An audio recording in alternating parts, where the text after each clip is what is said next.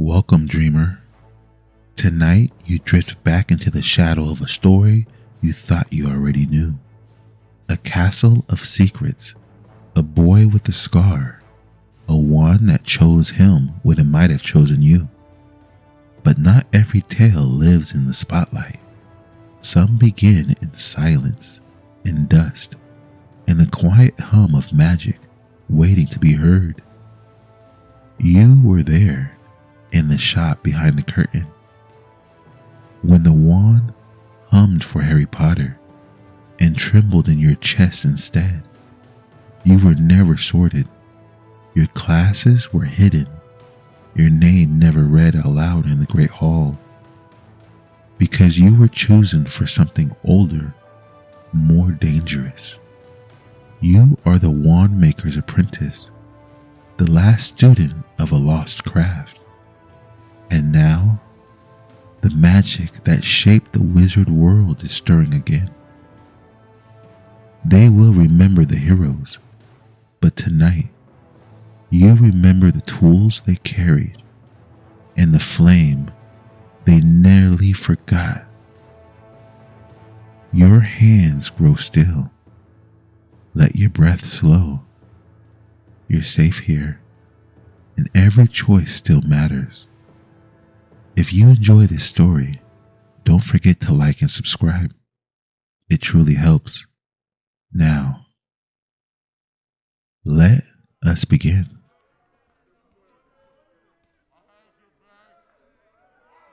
The light in the charm school is always soft in October, golden, like the castle itself remembers the sun between the storms. The stained glass window, catch it and break it into scattered colors across the stone. Your desk is half lit, half shadowed, just how you prefer it. You sit in the second to last row, third seat from the right, not quite invisible, but close enough. You've been here long enough to know the rhythm, the creaks in the robes, the sighs and boards of student, the hopeful little gasps when something almost works, and the voices. Ron's is easy to pick out, flat, frustrated, a bit too loud. It's not working, Hermione. Because you're not saying it right, Hermione says. Her words are clipped, urgent. She wants it perfect. Harry, silent, focused, wand trembling just slightly in his hand. You know that look. He's trying to feel the magic, not just say it. That's something most students don't understand. Not yet. And Professor Flitwick walks between the rows, his voice cheerful, full of practiced encouragement. Good. Yes, Mr. Potter. Again, please. Harry swallows, raises his wand. Wingardium Leviosa.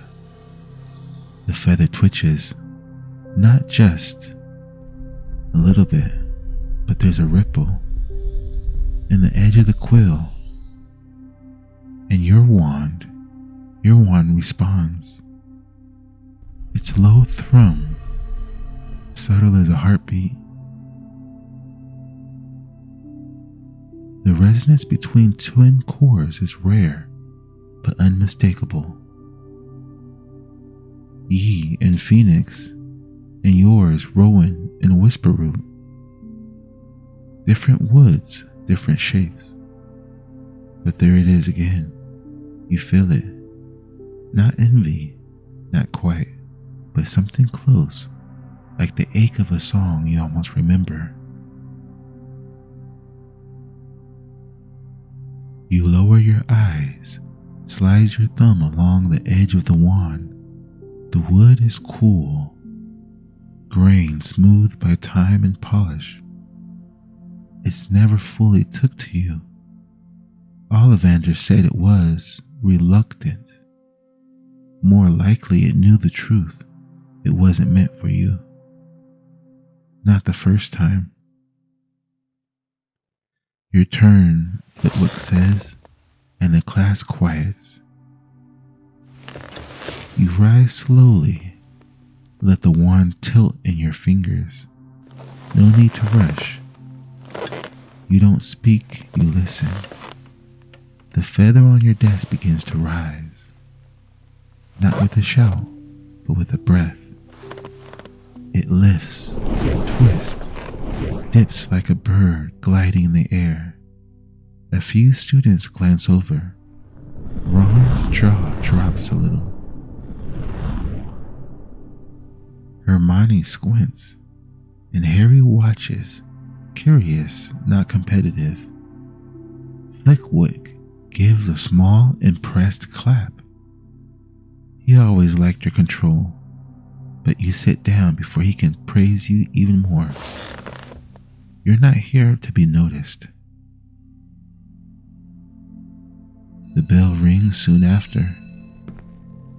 Books snap shut, and benches scrape, voices rise, the tide of relief as the class empties. Harry lingers by the door. You watch him from behind the half shield of your desk. He's just a boy, really. The name carries more weight than he does. But his wand is already growing comfortable in his hand. It knows it found its purpose. You wonder what yours is still waiting for. When the classroom clears, you stay seated. The light has shifted. Now only shadows spill across the desk. You reach under the table, fingers finding the edge of the wood. There.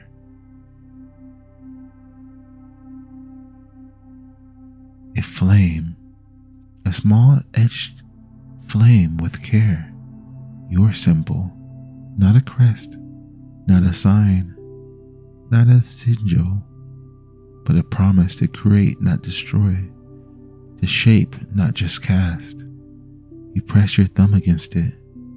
And when it hums again, your wand, not just the feather this time, but from something deeper, a call. As you glance around, no one, even Flitwick, has left.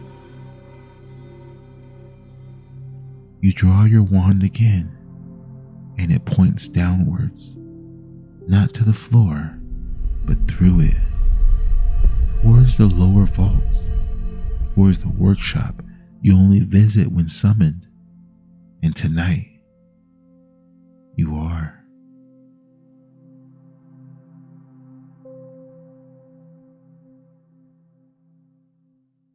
The castle is different at night. Not darker, just quieter, older.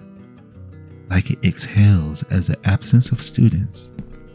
Like its bones stretch and remember what it's like.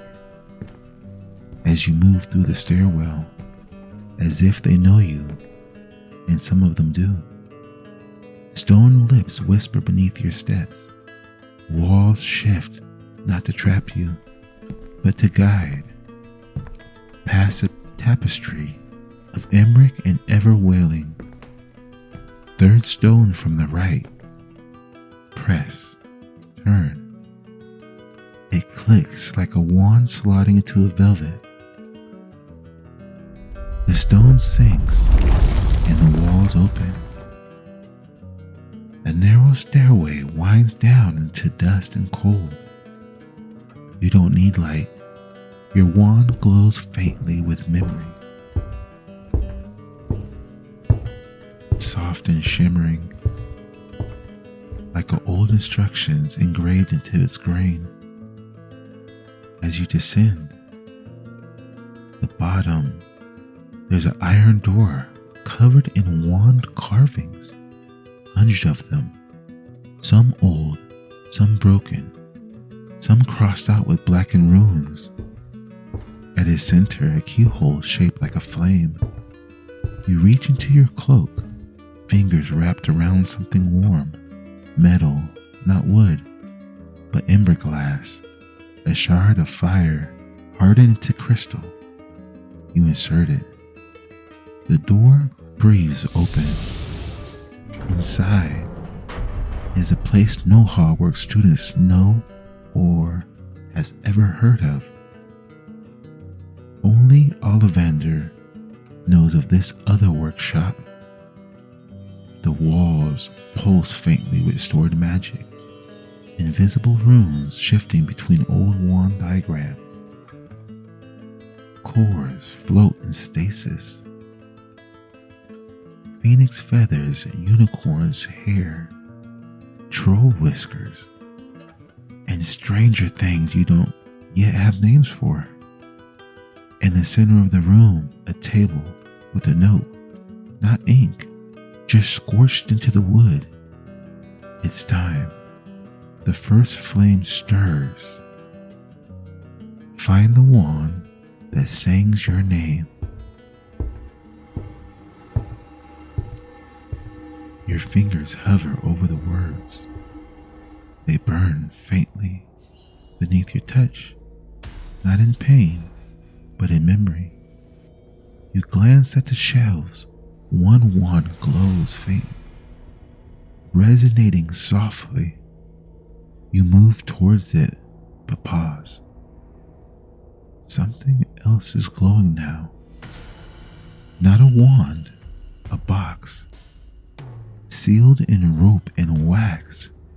It hums like a living heart.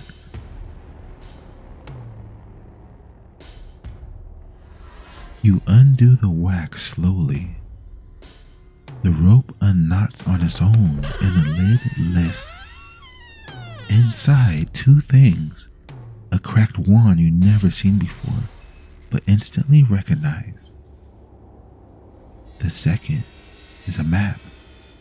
Folded, burned at the edges, marked with ink that shimmers between gold and black.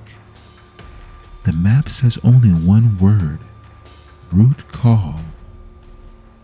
And beneath it, a drawing of a tree with no leaves, but a heart of fire as its base. You lift the wand.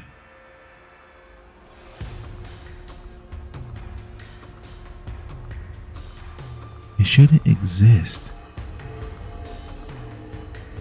Two cores twisted inside, conflicting, refusing harmony. This wand was made in defiance of nature, and yet it hums with your name. Behind you, a whisper. You shouldn't have opened that. You turn, but no one's there. Just echoes, just a breath of burnt feathers and ash.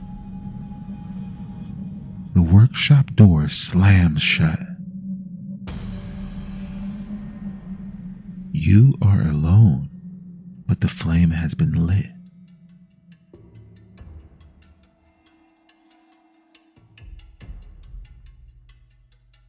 They said wand trees don't grow wild anymore, but the map in your pocket burns with every step, guiding you off the path no marauder ever mapped, beyond Hogsmeade. Past forgotten stones etched with pre-founded ruins, through mists that seem to taste your breath before letting you through. You're not even sure you're still in Scotland, only that the air has changed. The wind no longer whispers, it watches. Root Call isn't a place, it's a forest of unfinished thoughts, of wand wood that grew twisted, refused to be cut, of cores that walked away from the bodies they were meant to serve. The trees don't move, but you feel them listening. Each branch like an ear. You step into the grove. Your wand, even Your borrowed one goes silent, like it knows it's among older things. Wand trees. Living, breathing, dreaming. Some are still scarred from the first war. You see the bark split from forbidden magic. Others have grown around broken wands, like bones absorbing a blade. You move carefully, quiet. Halfway into the grove, your map folds itself into your hands. The tree it points to stands alone, blackened, leafless, roots exposed like a spider's legs. It looks dead, but your heart thunders like it's not. You kneel at the base, place your cracked twin core wand into the dirt. If you can hear me, show me what you remember. The root pulse once, then again, and then the ground splits, not violently, like an invitation. A hollow opens beneath the tree stairs, carved by your wand. You descend. Below, a chamber made of root and stone.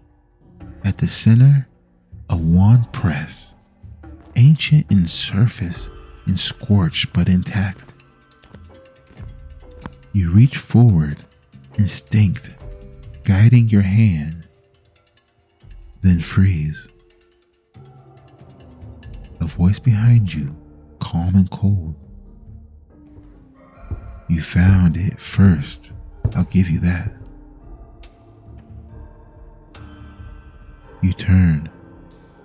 A boy steps from the shadows, older, pale, robe stitched like a symbol you don't recognize. A wand in each hand. Lies Galloway, your mentor's former apprentice. The one who vanished, the one who was expelled. Put it down, he says. I only need the core. The rest is yours. You say nothing. Your wand vibrates in warning. He steps closer. Don't be stupid. The wand was never meant to be whole. Let it burn. You meet his eyes, and for a moment you see something. Not a hatred, grief, like he's still chasing something that broke long ago. But your choice is made. You slide the cracked wand into the press. The chamber responds, root coils upward, humming. Lies, curses, and attacks. The duel is fast, not like school, real and dangerous. You block, sidestep. He casts without words. Wand breaker spells, jagged, unnatural. Your wand is weaker, but you know his rhythms. You let him strike first, then reverse it midair, rechanneling the magic, sending it spiraling back into the roots. They seize him momentarily, long enough for the wand press to ignite. Light floods the chambers. Your cracked wand trembles, then explodes in raw flames. A new wand rises. From the core, slim dark wood, veined with ember class.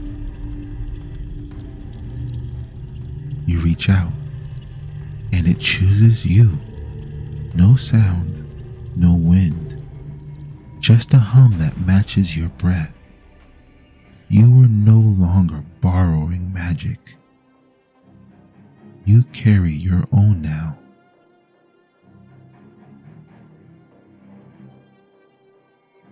After seeing you grab the wand, Lies vanishes, in the smoke snarling. This isn't over, Apprentice. And you believe him, but for now, you hold the flame and it answers only to you.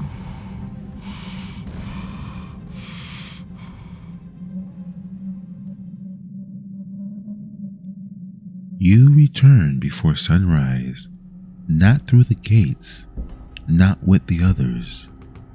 The path you take winds beneath the frost-covered hills, through the gatehouse no longer guarded. The castle looms above, warm windows glowing like watchful eyes. You cross the threshold and your wand stirs. It hums now without your touch. Not song, not anymore. More like it's breathing. You try to ignore it, but the vibrations creep up your arm. The handle is warm, too warm. You tuck it into your robe and walk faster. Inside the halls, morning light glints off the ancient frames. The portraits don't speak as you pass, they just watch.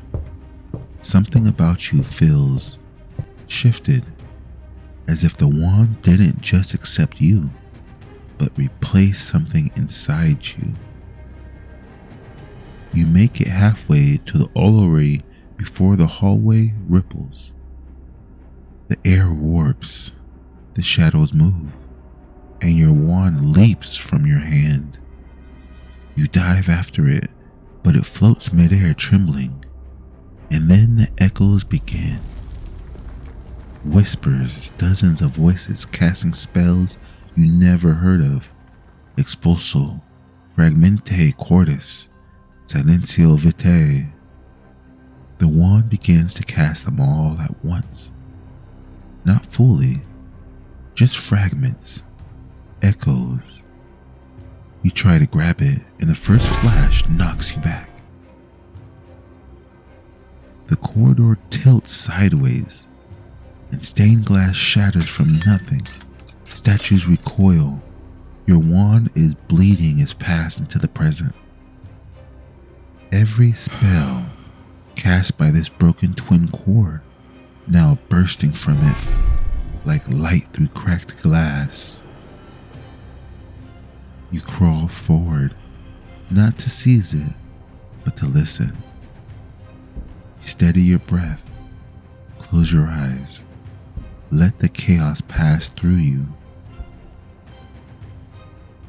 The echo's flash stutters, then slows. Your heartbeat matches its pulse, and finally the wand falls still. You reach for it gently, and this time, it lets you hold it. You whisper, "What are you?" No answer. But a vision. A flicker, not from now, not from Hogwarts. A boy in dark robes, and a wand shattering in his grip. A phoenix feather falling into the fire.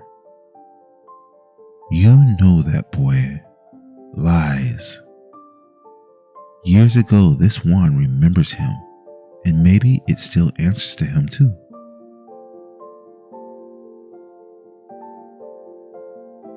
You're not alone. You turn and see her, Hermione. She stands at the end of the corridor. She stands at the end of the corridor, holding a stack of books, wide-eyed. I heard. She pauses, looks at the floating glass, the burnt flagstone, then at your wand, and at you. Her eyes narrow. You're not supposed to have that kind of magic. You don't answer, because she's right. And yet here you are,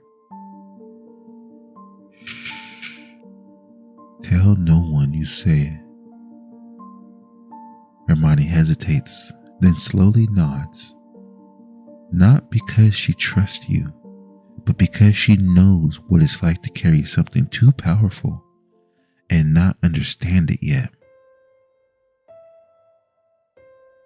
You turn and vanish into the lower halls, towards the old classroom Ollivander used to use before he disappeared. You sit on the stone floor, place your wand across your lap, and whisper to it, "No more secrets." The wand doesn't respond, but it stays warm, and that's enough for now.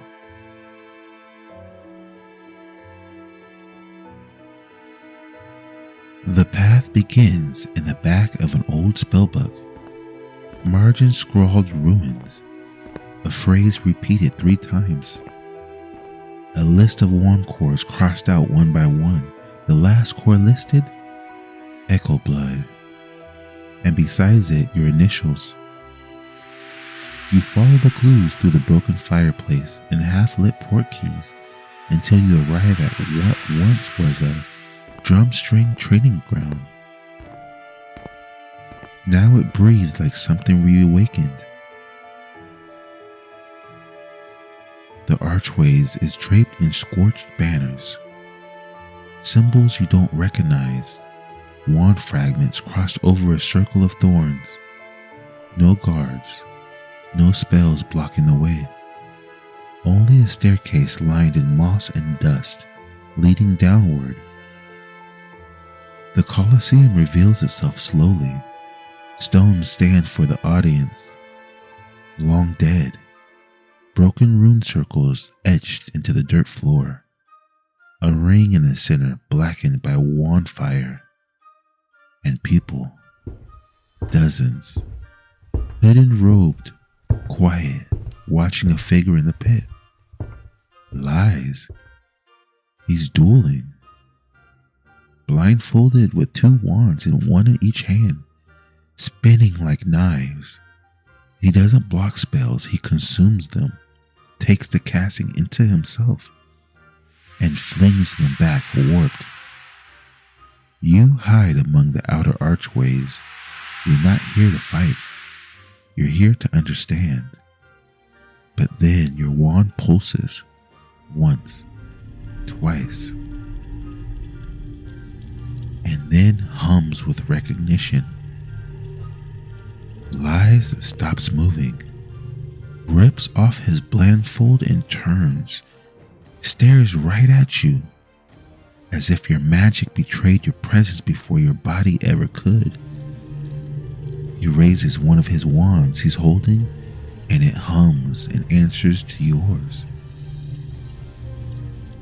Twin residents. He has a wand made from the same ember glass you use and the same root core. It shouldn't be possible.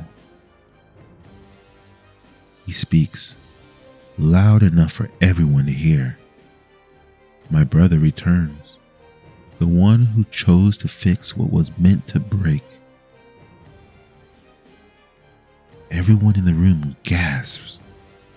They murmur. All eyes turn to you.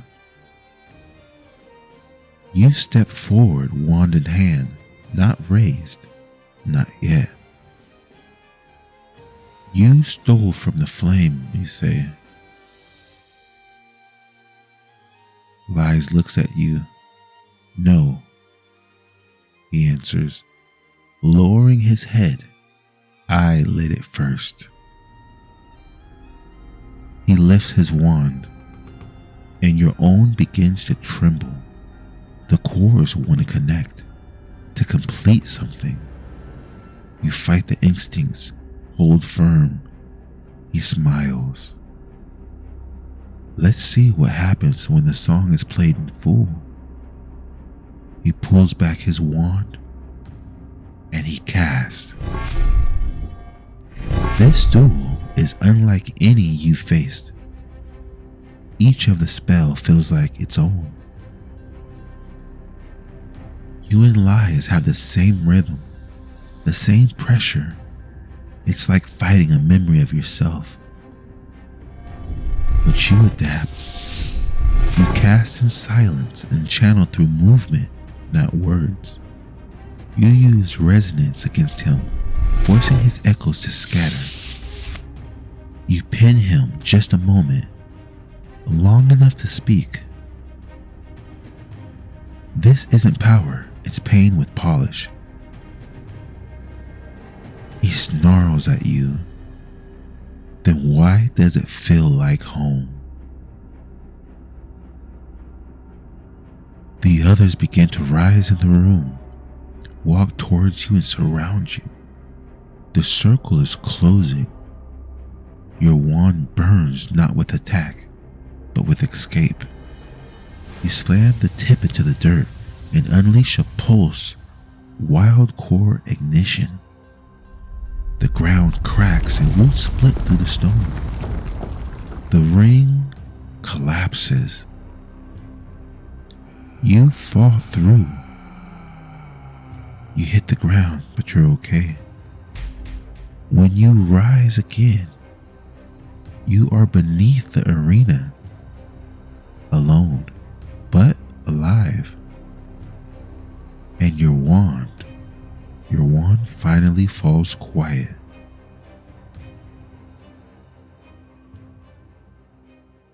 You awaken beneath the broken Colosseum.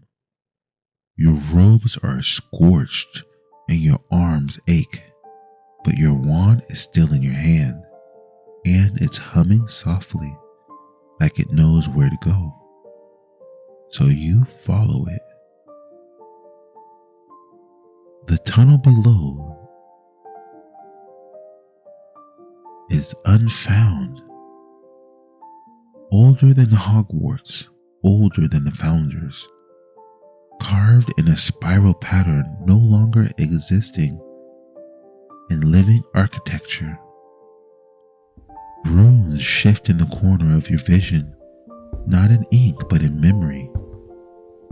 Your steps grow slower, the air grows warmer, and then the tunnel opens into a hollow flame vault. You've never seen a room like it, a sphere perfectly round, carved into the bedrock of the earth. No doors, no walls, just one floating fire, small, silver, and silent. It hovers in the center, flickering without heat, but your wand leans towards it like a compass. You approach. Etched into the floor, a circle, and then inside it, a third. Each ring bears a name, not people. Woods, cores, wands. You read them slowly: Rowan, Ash, Elder. Then Phoenix, Villa, Dragon, Ballast. And in the very center, the smallest ring, you. A handprint carved in ember glass. You press yours to it, and the vault pulses, and the flames descend. It touches your wand first, then your hand, then your mind.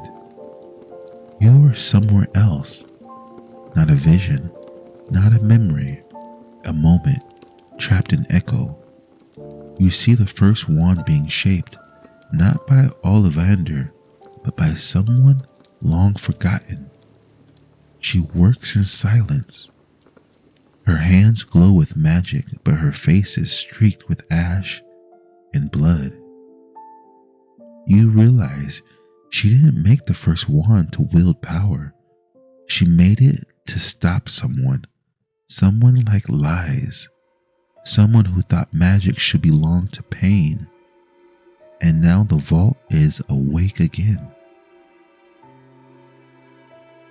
The world is ready to make a choice once more.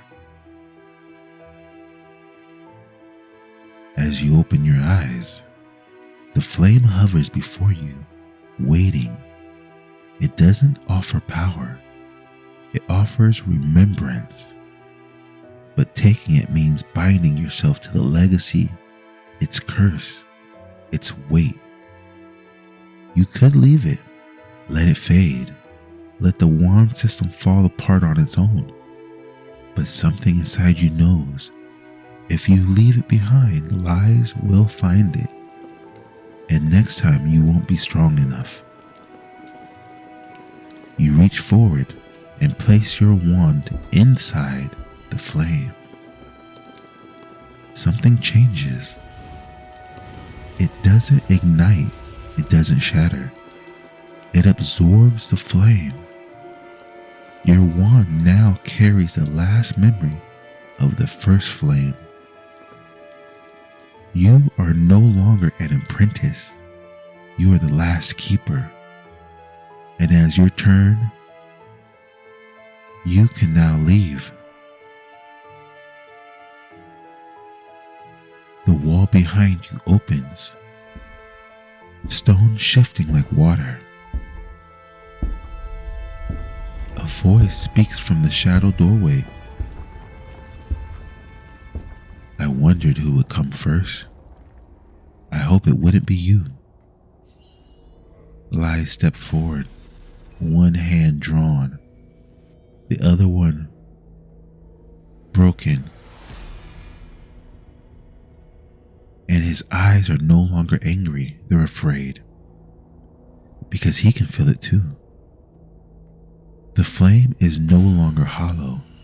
It has chosen you, and the final duel is coming.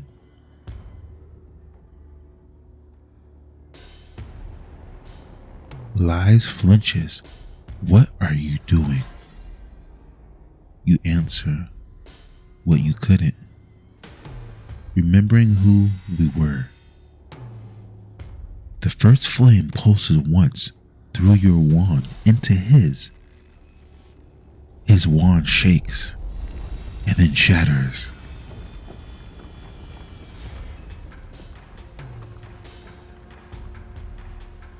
The flame lives inside your wand now. It's not fire you wield. It's a memory you carry. It does not burn, it remembers. And the memory can be sharper than any blade. You follow the winding descent into the Founder's Forge, deep below the castle bones, deeper than the dungeon, deeper than the vaults. Even the ghosts don't come here. They fear what's buried. The chamber is stone and silent, ancient furnace cold for centuries. 4 pillars, one for each founder, carved with spells forgotten, dialect, and in the center a raised circle, old dueling grounds. No witnesses, no mercy. Lies stands at the far edge. Robes are tattered, wand gripped in his hand. He speaks. He speaks without preamble. You took it. You nod. I was meant to, you answer. He shakes his head. I was meant to destroy it. Your wand hums, a slow tremor. It knows what's coming. Lies lifts his wand. No more games. Let's see which memory lasts longer, yours or mine. The duel begins. No crowds, no scorekeepers. Only the sound of intent, the crack of stone splitting, the sizzling of magic in the air, and the sting of every emotion you never spoken now channels into your wand.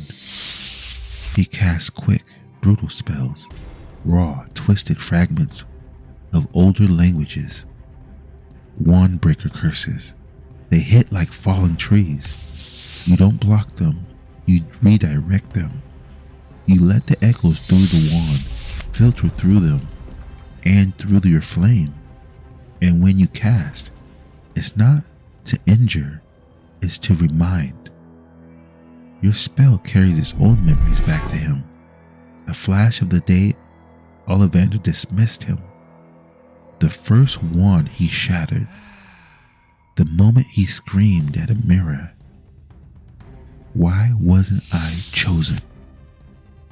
He hesitates. The weight of his past hits harder than your spells could ever. But he doesn't stop. He lunges forward. You meet him mid-air with your wand to wand, and time stops. The flame inside you opens, and you see him, not just as he is, but as he could have been, not broken, not bitter, just a boy who loved magic and lost it. Your wand flares, and so does his. And in that instant, you are both wielders of the same spark. The choice is yours. Strike, spare, or bind.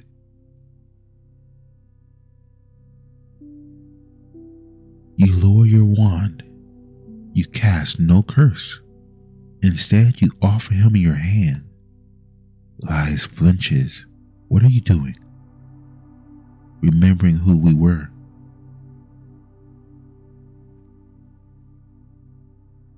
The first flame pulses once through your wand into his. His wand shatters. Yours does not, because you choose remembrance over ruin. He falls to his knees, silent, and the room breathes again. The Founder's Forge begins to collapse, not from magic, from release. The past has been faced. The wound has closed. You walk through the breaking chamber, ash clinging to your shoulders, magic parts before your feet. You are not victorious. You are transformed.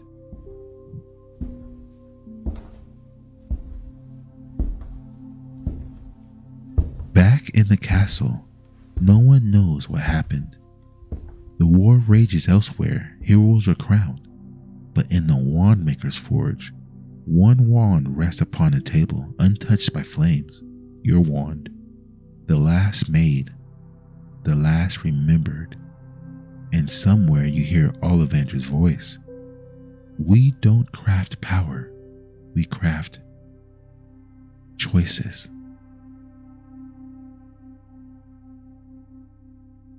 You close your eyes. Finally, you're home, in your dorm.